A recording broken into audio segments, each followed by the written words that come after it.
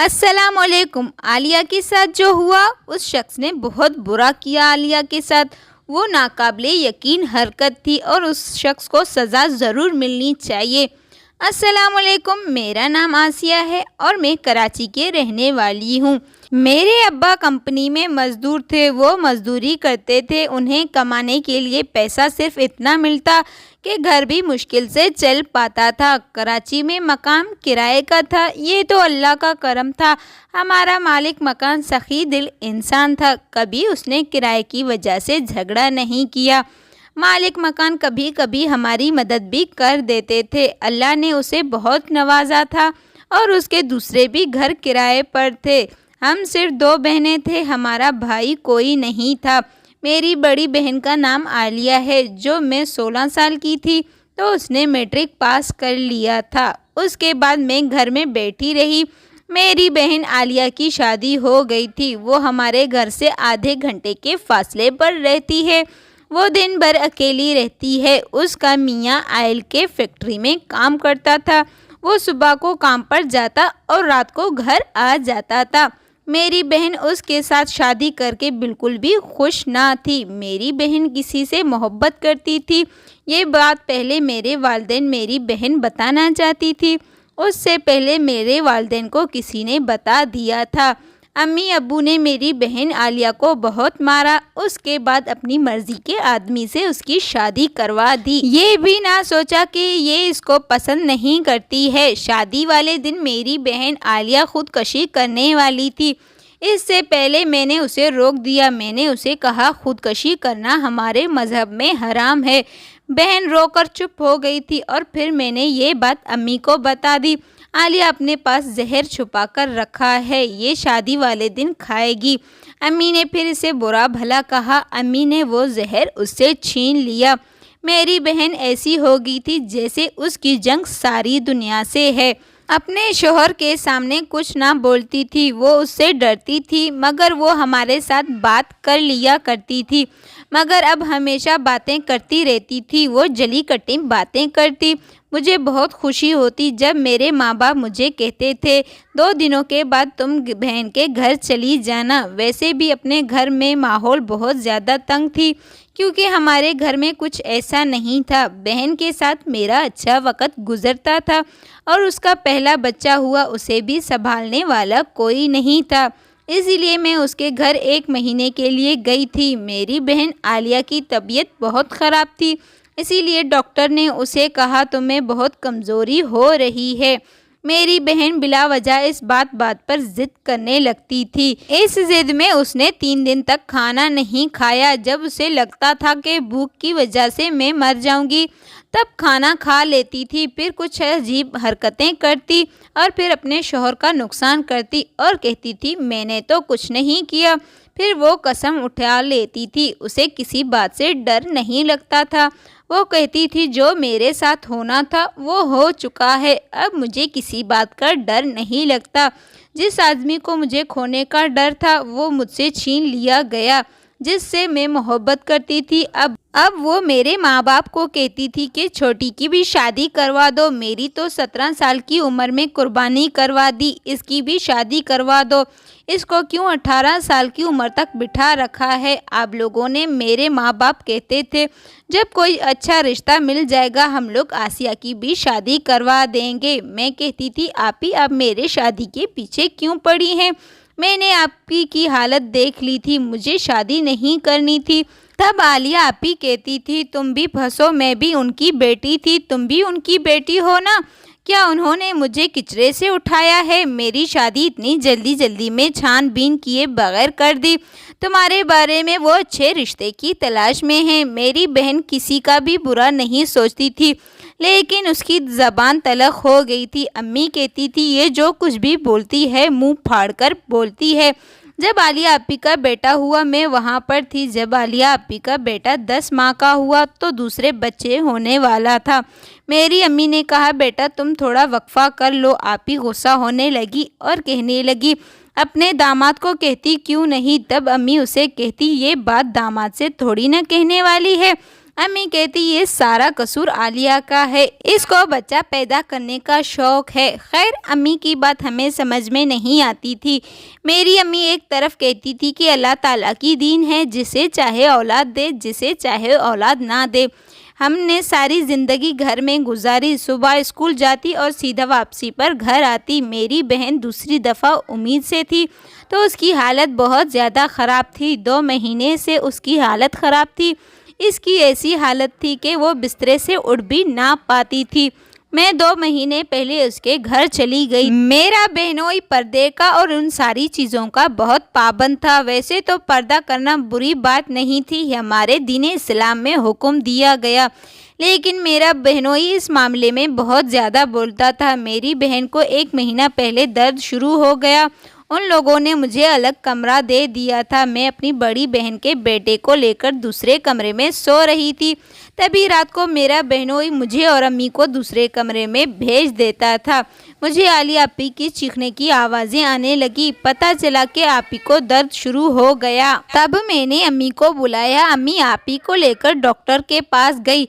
मेरी बहन फिर से बेटा पैदा हो गया। मेरी बहन की इस बार हालत बहुत ज़्यादा बुरी थी। फिर डॉक्टर ने यहाँ तक भी कह दिया कि बच्चे को बचाया जाए या माँ को। सब ने कहा कि माँ को बचाया जाए। फिर टाइम पर कर्म हो गया, दोनों बच गए। अल्लाह अल्लाह करके मेरी बहन भी बच गई। दुआ कर करके हम सब का बुरा हाल होता जा रहा था।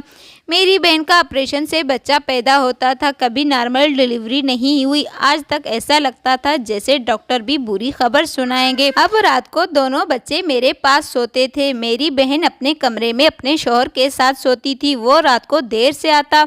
मेरी बहन की हुस्न बिल्कुल ख़राब हो गई थी। ऐसे लगता था वो 40 साल की है, लेकिन उसकी उम्र सिर्फ 22 साल थी। बच्चे पैदा करने की वजह से ये सब हुआ, फिर टेंशन लेने की वजह से। हमें पता नहीं था। जब हम लोग अकेले में बैठे होते तो वो अपनी उस आशिक के बारे में बातें करती। उसका नाम अली था। आप ही कहती थी वो उससे बहुत ज़्यादा मोहब्बत करता था। अभी भी मैं उसके पास चली जाऊं तो वो मुझे कबूल करने के लिए तैयार है। उसने अभी तक शादी नहीं की। मैंने कहा आपको कैसे पता उसने शादी की नहीं, तुम उसकी खबर कैसे रखती हो? तो उसने कहा अली ने उससे वादा किया था, वो उसके अलावा किसी से शादी नहीं करेगा। मैंने कहा अगर तुम्हारे शौहर को पता चल गया तो वो कहने लगी वो ज़्यादा से ज़्यादा क्या करेगा? मारेगा, मुझ पर हाथ उठाएगा, मुझे मारेगा और क्या कर सकता है, इसकी मुझे परवाह नहीं। मैंने कहा वो तो मुझे पहले भी मारते हैं। मैंने कहा क्या भाई आपको मारते हैं? अचानक मेरी बहन अपनी बात से मुकर गई और कहने लगी बस मैंने गुस्से में कह दिया। इतना तो मुझे भी पता था मेरे बहनोई मारते नहीं, क्योंकि वो अल्लाह वाले बंदे हैं। औरतों पर हाथ उठाना गुनाह समझते हैं। वो कहते हैं कि औरत कमज़ोर होती है, कमज़ोर पर हाथ उठाना बुज़दिल का काम है। एक रात जाग रही थी, दोनों बच्चे मेरे पास थे। 2 छोटे छोटे बच्चों के साथ कौन सो सकता है? आपी का पहला बेटा तो सो गया, लेकिन छोटा वाला बहुत तंग कर रहा था, जिसकी वजह से मुझे नींद नहीं आ रही थी। रात के अंधेरे में आपी लोगों के कमरे से अजीब किस्म की आवाज़ें आने लगी। मैं चुप करके बैठ गई। मैंने सोचा शायद उनका अपना मामला है, मुझे इनके कमरे में नहीं जाना चाहिए। लेकिन थोड़ी देर के बाद मेरी बहन चीखने लगी और शौहर से माफ़िया मांग रही थी। मैं उठकर सहन में आ गई तो आवाज़ें आना बंद हो गई। जब मैंने सुननी चाही तो वो लोग क्या बातें कर रहे हैं, उसके बाद आवाज़ें बंद हो गई थी। सुबह जब मैंने अपनी बहन से पूछा तो उसके चेहरे पर अजीब हवाइयाँ उड़ रही थी। उसका मुंह हर वक्त ऐसा बना हुआ जैसे कि पता नहीं कौन सी कयामत आ गई, जैसे कि सारी दुनिया की दुख और दर्द वही झेल रही है, जैसे कि सारी दुनिया की जिम्मेदारियां मेरे आपी के कंधे पर हों। मेरी आपी वाकई बहुत जिद्दी थी। उसके इसी रवैये से शायद वो रात को भाई से डांट खाती हैं और अभी तक आपी मुंह बनाए बैठी थी। हमें तो अपने बहनोई का पता था, वो बुरे इंसान नहीं थे, लेकिन आपी का तो पता था। आपी कभी भी बहनोई के जेब से पैसे निकालती। वो जब पूछता तो कहती मुझे पता नहीं कहाँ गए। कभी अपने शौहर के कपड़े जलाती और कहती मुझे पता नहीं कैसे जल गए। कभी उनके कपड़ों पर कुछ ऐसी चीज़ गिराती और कहती इनके कपड़ों पर क्या हो गया, लाए मैं धो देती हूँ, और धोने के बहाने बहुत ज़्यादा देर करती थी। جہاں میرے بہنوئی کو جانا ہوتا وہاں پر ان کو بہت زیادہ دیر ہو جاتی تھی۔ آپ ہی کی وجہ سے شاید عورت کا بدلہ لینے کا یہی طریقہ ہوتا تھا۔ جب کہا جاتا تھا پڑھی لکھی نیک عورت اپنی نسل نسوانی دیتی ہے، اس بات میں کوئی شک نہیں۔ اس طرح عورت کے اگر آپ انتقام بھر دیں تو وہ نسلیں برباد کر دیتی ہے۔ میری بہن بھی ایسے ہی انتقامی تھی۔ آپ ہی کے اندر بھی انتقام بھرا ہوا تھا۔ امی ابو اور اپنے شوہر، یہاں تک کہ مجھ سے بھی گلا تھی۔ وہ مجھے کہتی تھی کہ آسیہ تم نے شادی والے دن سب کو کیوں بتایا؟ میں خودکشی کرنے والی ہوں، اگر میں مر جاتی تو میری جان چھوٹ جاتی، تم اس آدمی سے شادی کر لیتی، مجھے مرنے سے تم نے کیوں روکا؟ مجھے ذلیل کروانے کے لیے۔ میری بہن کبھی کبھی عجیب باتیں کرتی تھی، مجھے سمجھ میں نہیں آتی۔ میں سوچتی رہتی کہ آپی مجھ سے کیا چاہتی ہیں۔ پھر اچانک دوسری رات آپی کا کمرے سے عجیب و غریب قسم کی آوازیں آنے لگی۔ اب تو میں اٹھ کر صحن میں آ گئی تھی۔ جب میں نے غور کیا تو وہ اس قسم کی آوازیں تھیں۔ وہ کہہ رہی تھی، اللہ کے واسطے مجھے چھوڑ دو، اللہ کے واسطے مجھے چھوڑ دو، آپ ایسا کریں گے میں تو مر جاؤں گی۔ میں تو حیران رہ گئی کہ میرا بہنوئی میرے بہن کے ساتھ جھگڑا نہیں کر رہا تھا اور نہ ہی آپی کو ڈانٹ رہا تھا۔ میری بہن تو خود ہی سب بول رہی تھی، مجھے پتہ نہیں کیا ہو رہا تھا۔ اگلے دن میری بہن کی طبیعت بہت زیادہ خراب ہو رہی تھی۔ اس نے کہا چلو ڈاکٹر کے پاس چلتے ہیں، بچوں کو امی کے پاس چھوڑ دیتے ہیں۔ میں آپی کو لے کر ڈاکٹر کے پاس چلی گئی۔ ڈاکٹر نے چیک کیا اور آپی کو بہت ڈانٹ رہی تھی۔ میں نے تمہیں کتنی بار کہا ہے کہ بچے کا وقفہ بہت زیادہ کیا کرو، تمہیں شرم نہیں آتی؟ تمہیں ابھی 2 بچہ ہوا ہے، پھر بھی تم نے وقفہ نہیں کیا۔ تمہیں اپنے شوہر کو بھی سمجھانا چاہیے، اتنا وقفہ کرنا تھا، اور تمہارا ابھی بھی بچہ ہوا ہے۔ ڈاکٹر کی بات میرے سمجھ میں نہیں آ رہی تھی۔ میری بہن ڈاکٹر کو کہہ رہی تھی، ہاں بالکل ٹھیک ہے، ہاں یہ میری غلطی ہے۔ ڈاکٹر نے پھر اسے نہ جانے کیا کیا جب میں وہاں پر نہیں تھی۔ اس کے بیچ میں بہت ساری باتیں ہوئیں جب میں نیچے دوائی لینے کے لیے گئی تھی۔ میری بہن کا بڑا بیٹا 1 سال کا تھا اور چھوٹا بیٹا 3 مہینے کا تھا۔ پھر اچانک میری بہن نے یہ خبر سنا دی کہ وہ امید سے ہے۔ پھر ایک بار ہم سب نے سر پکڑ لیا، ہم سب نے اسے ڈانٹنا شروع کر دیا، کہیں تم پاگل تو نہیں ہو گئی؟ تمہارا دماغ تو ٹھیک ہے، تم پاگل ہو گئی ہو؟ میری بہن کوئی جواب نہ دیتی، چپ کر کے بیٹھی رہتی۔ مجھے لگتا کہ آپی نے خودکشی کرنے کا یہی طریقہ نکالا ہے۔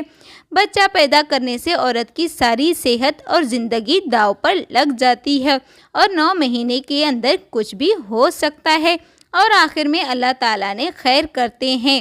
بہت سی عورتیں جو بچہ پیدا کرنے کے دوران مر جاتی ہیں۔ پچھلی دفعہ ڈاکٹر نے کہا تھا کہ بچے کو بچایا جائے یا ماں کو۔ ماں کی قسمت اچھی تھی، اسی لیے دونوں بچ گئے۔ اس دفعہ مجھے لگ رہا تھا آپی کا شوہر اسے مارنا چاہتا ہے اور آپی خود مرنا چاہتی ہے۔ وہ ہر بار بچے کی خبر سنا دیتی ہے۔ میرے بھائی کا رویہ بہت اچھا ہوتا جا رہا تھا۔ اللہ تعالیٰ کا کرم ہے، باقی سب خیر ہو جائے گا۔ مردوں کو کیا پتہ، ان کو تو صرف بچہ پکڑایا جاتا ہے اور ان کو کہا جاتا ہے آپ کو بیٹا یا بیٹی پیدا ہوئی ہے۔ مردوں کو کیا پتہ اس عورت کو کتنی بڑی مشکل کا سامنا کرنا پڑا۔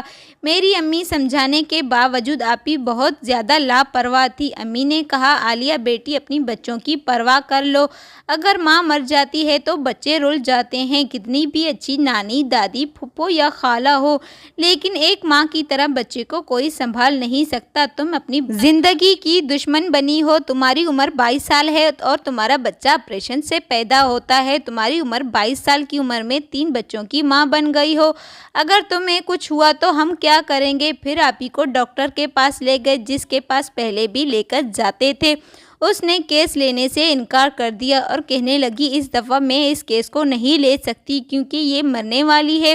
اس کی حالت دیکھ کر اس کا خون 6 یونٹ پہ ہے، یہ چلی جائے گی۔ جس نے بھی اس کا یہ حالت کیا ہے وہ اس کو جان سے مارنا چاہتا ہے۔ میری بہن خاموش بیٹھی تھی۔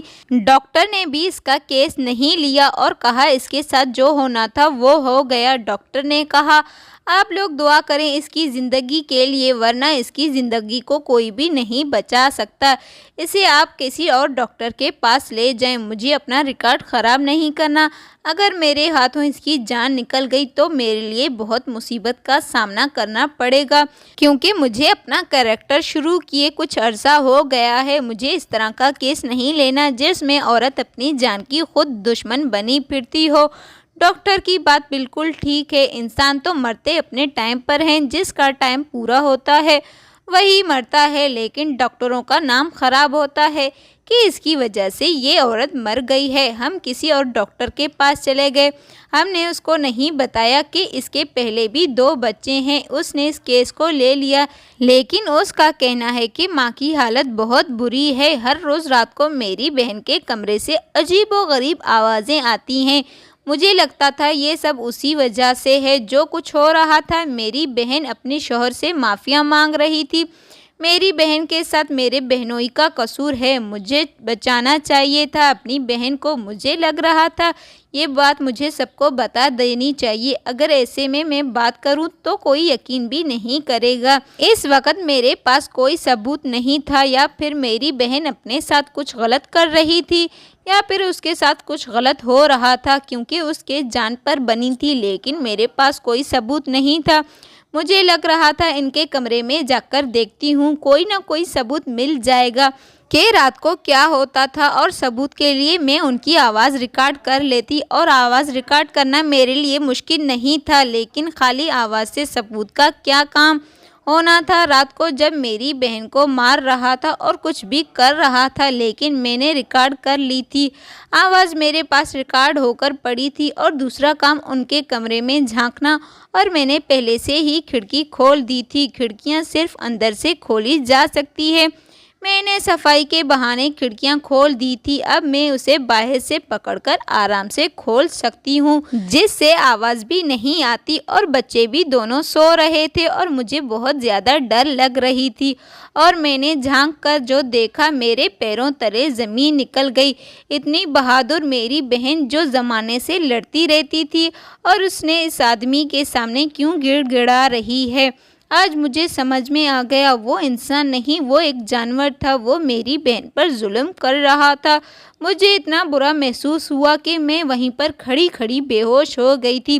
صبح میری آنکھ کھلی تو میں نے دیکھا میرے امی ابو میرے پاس تھے، اور میں نے ویڈیو بھی تھوڑی بنا لی تھی، لیکن ویڈیو کسی کو دکھانے قابل نہیں تھا۔ جب میں نے یہ ویڈیو امی کو دکھایا تو امی حیران رہ گئی، وہ آپی پر غصہ ہونے لگی۔ اس نے پہلے بتایا کیوں نہیں؟ وہ اس کا شوہر جو مولوی بنا پھرتا ہے، جیسے وہ مسلمان کہلانے کے لائق نہیں تھا۔ میرا بہنوئی میرے بہن کے ساتھ اچھا سلوک نہیں کرتا تھا، جیسے وہ اس کی بیوی نہیں، اس کا خریدا ہوا عورت ہو۔ جان بوجھ کر اسے بچے پیدا کرواتا تھا، کہتا تھا مجھے تم سے 7 بیٹے چاہیے۔ میرا بہنوئی کہتا تھا مجھے خاندان میں اپنا نام پیدا کرنا ہے، اگر تم نے بچہ ضائع کرنے کی کوئی گولی یا دوائی کھائی تو مجھ سے برا کوئی نہیں ہو سکتا۔ اگر تو نے میرے پیدا ہونے والے بچوں کو نقصان پہنچایا تو میں خود تیرے یہ دونوں بیٹوں کو بھی مار دوں گا۔ میری بہن بچوں کی خاطر یہ سب برداشت کر رہی تھی۔ میری بہن نے امی ابو کو سب کچھ بتا دیا۔ امی ابو نے کہا میری بیٹی جانور نہیں ہے جو ہم اس کے حوالے کر دیں اور اس کے ساتھ جو چاہے سلوک کر دیں۔ ہم نے اپنی بیٹی کو بہانے سے گھر بلا لیا اور اسے واپس بھیجنے سے انکار کر دیا اور خلا کا نوٹس بھجوا دیا۔ میری بہن نے عدالت میں جا کر کہہ دیا مجھے اس آدمی کے ساتھ نہیں رہنا، اب تو کوئی بھی اس کا کچھ نہیں بگاڑ سکتا۔ میری آپی کا عدالت میں فیصلہ میری بہن کے حق میں ہو گیا۔ اب تو میرا بہنوئی پاگلوں کی طرح رو رہا تھا، اب تو اس نے عدالت میں توہین کر دی۔ جج صاحب نے اسے 3 سال کی سزا سنا دی۔ جب میری بہن کا تیسرا بچہ جو پیٹ میں تھا وہ پیدا ہو گیا اور میری بہن کی جان بچ گئی اور ڈاکٹر نے اس بچے کو پیدا ہونے سے پہلے مار دیا۔ وہ وقت ہمارے لیے بہت مشکل تھا، روتے روتے 2 سال گزر گئے تھے۔ اس کے بعد ہم نے وہ محلہ چھوڑ دیا۔ ہم لوگ نہیں چاہتے تھے کچھ سال وہ لڑکا جو ہمارے گھر رشتہ لے کر آیا जिस के साथ हमारी बहन का रिश्ता होना चाहिए था, लेकिन घर वालों ने इनकार कर दिया था। लेकिन आज उसका हमारी बहन का रिश्ता मांगना जैसे वो हमारी बहुत बड़ी मुश्किल आसान करने आया हो, क्योंकि 22 साल की उम्र में मेरी बहन वापस घर आई थी। अम्मी अब्बू ने फौरन हाँ कर दी और उन दोनों का निकाह करवा दिया। वो दोनों बच्चे रखने के लिए भी तैयार था। ऐसी होती है मोहब्बत, कुछ साल गुजरने के बाद भी मोहब्बत जिंदा होती है।